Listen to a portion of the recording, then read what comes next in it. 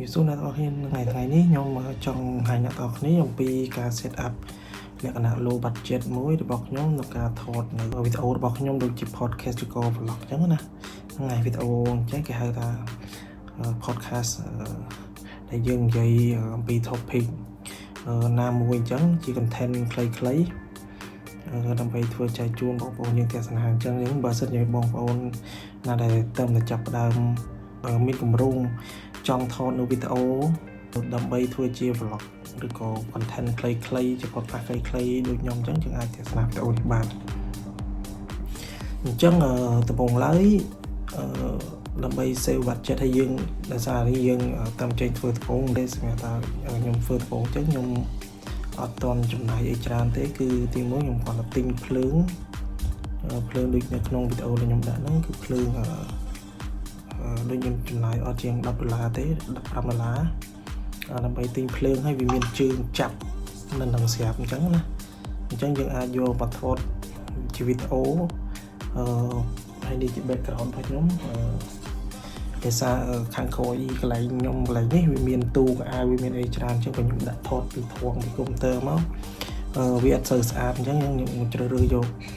ជើងនេះមួយជាមួយភ្លើងនេះហើយយើងយកខាងក្រោយនេះយើងដេកមានទូកមានអីបន្តិចទៅចាប់អញ្ចឹងទៅឬក៏បើសិនជាយើងអត់មានទូមានអីចឹងទេអត់មានតុអីចឹងយើងអាចចាប់ជាផ្ទាំងកណាត់ខាងក្រោយទេឬក៏យើងអាចប្រើទៅជាgreen screen background ចឹងណាតែយើងចុចដាក់ទៅឲ្យវាមាន background ខាងក្រោយគាត់ថាវើទៅវាទៅស្អាតចឹងទៅអញ្ចឹងដំបូងប៉ុណ្ណឹងដែលយើង set up ប៉ុណ្ណឹងខ្ញុំគិតថាអាចប្រើប្រាស់បានមើលទៅវាសមរម្យហើយមួយទៀតទាក់ទងនឹងការបង្កើតមាតិកាហ្នឹងគឺខ្ញុំអានេះខ្ញុំប្រើ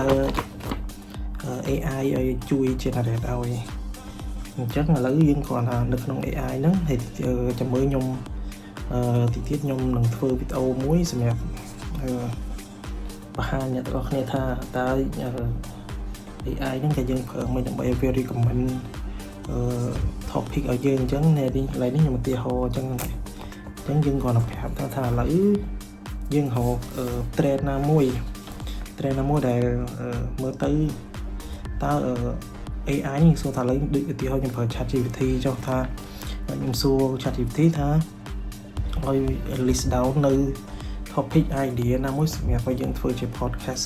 ឬក៏ short content video អញ្ចឹងតើមានប្រមាណមកឲ្យយើងអញ្ចឹងនៅក្នុងនេះវាមានច្រើនពីស្ថាននេះខ្ញុំបានជាង2ស្លឹកដែរអញ្ចឹងយើងអាចយកអាហ្នឹងមកបំបែកហើយយើង